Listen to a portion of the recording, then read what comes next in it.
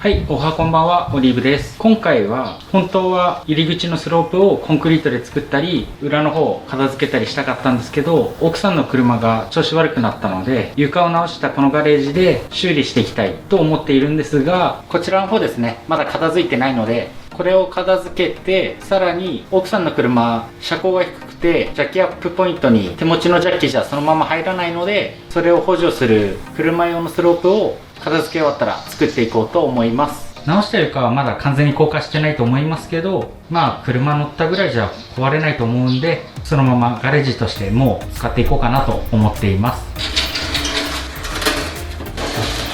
はい、ってことで爆速で片付けていきます。段取りとしては残地物をガレージの後ろに寄せたり隣の倉庫に運ぶわけですが、木材だけは腐食が少ないものと形状や長さが使いやすいもの以外は切って捨てていきます。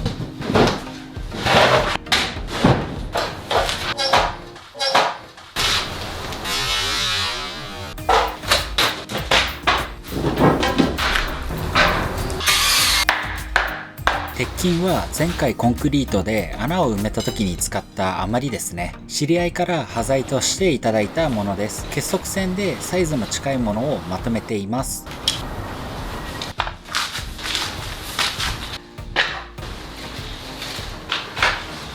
充電式はダメなんだ、こういう時。知り合いの大工さんからもらったコード式の丸ノコあるんで、これ使っていきます。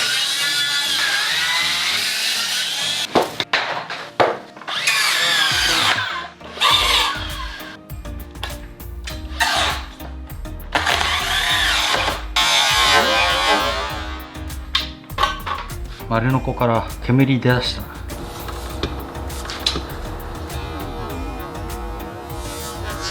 はい、映像では伝わりにくいですが、見えない部分に釘が刺さっていたので気づかないまま丸ノコを前に突き出したら思いっきりキックバックしました。多分モーターさんがお亡くなりになりました。 US マキタの丸ノコなのでモーターだけを日本で手に入れることができるのでしょうか。想像することは破壊すること。オリーブです。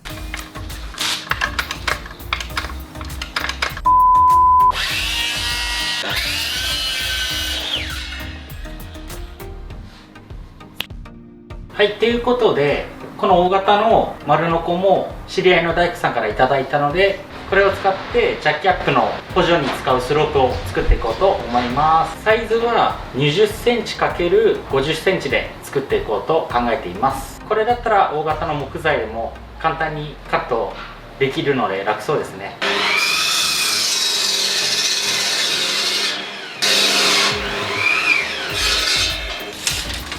20×50 で作りたいけど、スロープの部分は含めないで50に作りたいんですよね。ちょっと長さが足りないようなので、スロープも含めて 50cm の長さで切り出していこうと思います。斜めにカットしていく感じですね。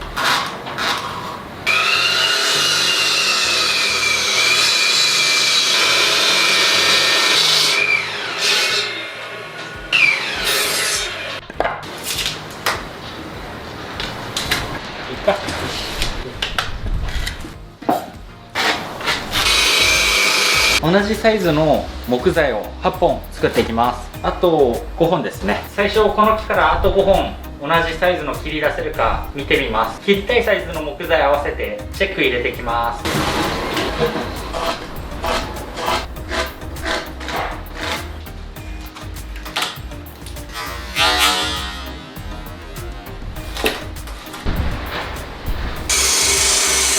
こいつ斜めにカット入れてスロープにしようと思うんですけど、あんまり急なスロープだと車乗せるの大変なんで、滑らかなカットにしたいと思っています。ちょっとどれぐらいの角度にするか考えます。こいつで一発で斜めのカットをしたいと思うんで、この大きい丸ノコで1回で切れる一番浅い角度で印を木につけていきたいと思います。こいつは刃の幅が 20cm までは完全に下に沈み込むみたいなんで、その範囲で考えたいと思います。この角に当てて 0cm をこちらに 20cm をこちらに合わせて印をつけていきます。材料に余裕がないので一発で決めないとまずいですね。確かこいつ回ったよな。こまでか。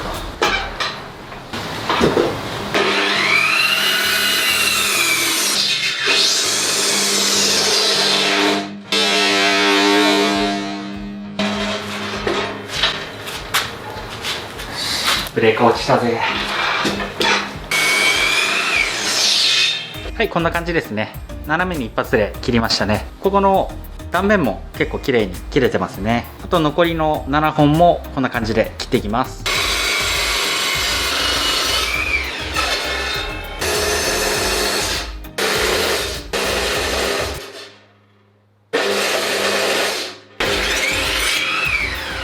はい、こんな感じで8本4本セットで作りました。これから2本を1組のセットにするためにビスを打ち込んでいきたいと思います。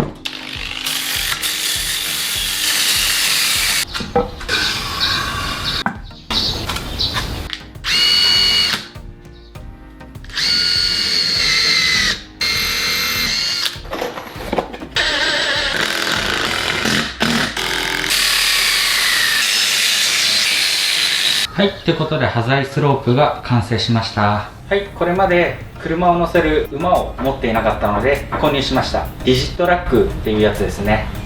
こちらのリジットラック、通称馬は日本の工具メーカーアストロプロダクツさんで購入しました。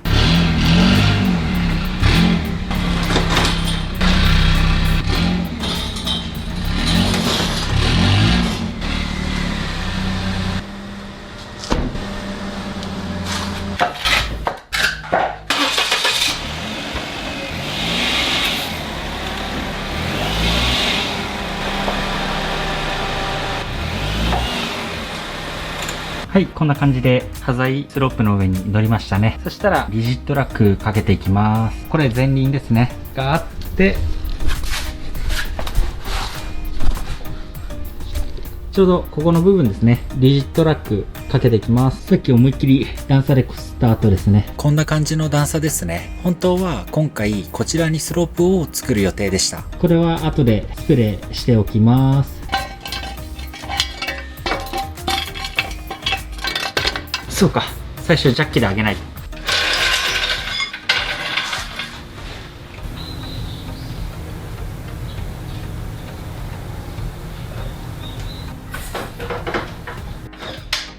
この車種タントの L360S の 4WD の型式なんですけど、ジャッキアップポイントが分からなくて調べてみたら、あ、こんなとこなんだっていうのが分かったので、ちょっと見てみたいと思います。ちょうどヘッドライトのこれ今自分から見て右の方ですねよりもちょい左寄りを下を見ていくと、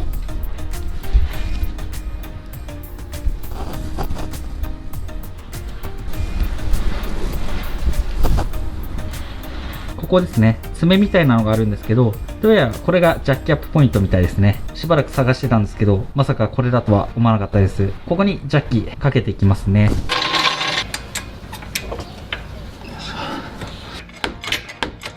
これどうしたらいいんだ。これ横から入ればいいのか。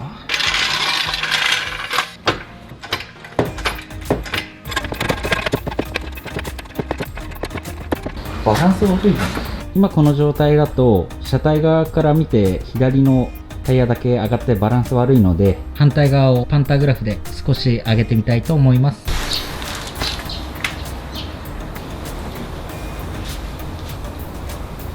はい、撮影が止まってしまっていたんですが、スロープに乗せた後、さらにジャッキで上げている左タイヤの位置が高すぎて、最大まで伸ばしたパンタジャッキを使っても右タイヤの高さに届きませんでした。そのため他の方法を考えます。はい、車が斜めに上がる原因はガレージジャッキ自体が歪んでたからでした。なので叩いて直せるかなということでやってみたいと思います。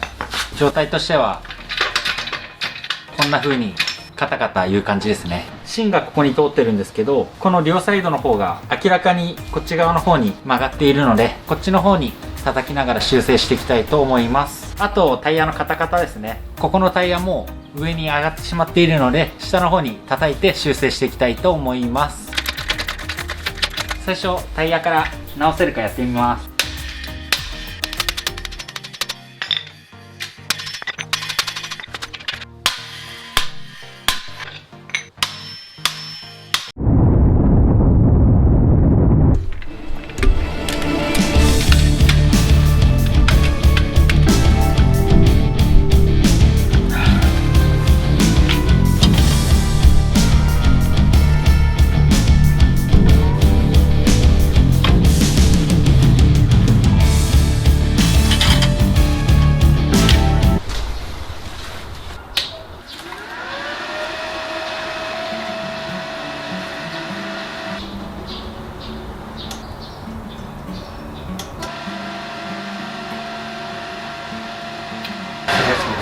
足つなげてないの。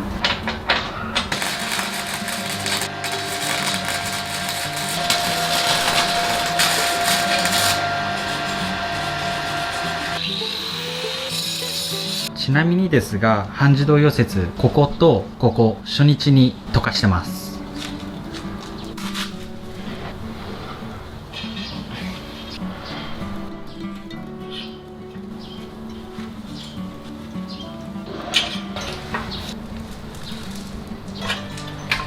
パンタグラフジャッキで少しフレームを修正して外れてしまった部分を半自動溶接で溶接したので、ガタつきが少なくなりましたね。この状態でもう一度車がまっすぐ上げられるかやってみたいと思います。指定になってる場所にかけてみたいと思います。ここか。続きが撮影できていなかったので説明いたします。ジャッキのフレームをある程度直してタントを持ち上げたのですが、結局斜めになってしまいました。原因として考えられることは、ジャッキとともに床も歪んでいるということだと思います。ジャッキと違って床の歪みはすぐに直せないので、他の方法を考えます。長さが足りないので、角材をパンタグラフの下にかませて上げていきたいと思います。はい、両方タイヤが浮いた状態になったので、この状態で下にリジットラックを入れていきたいと思います。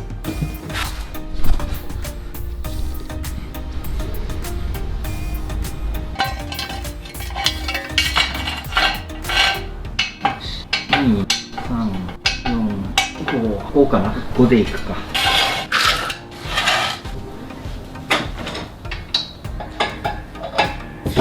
はい、今車体の後ろにいるんですけど、このまま下の方潜っていって、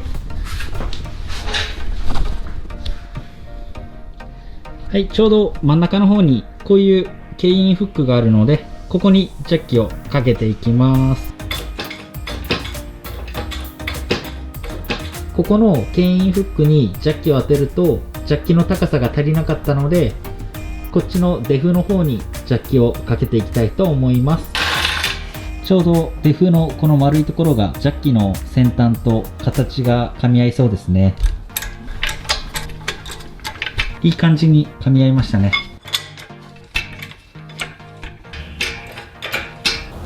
後ろは簡単に両方綺麗に上がりましたね。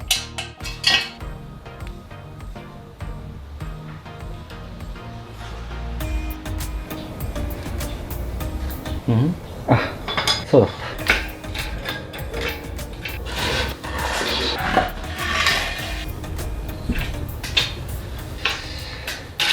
はい、ということでいかがだったでしょうか。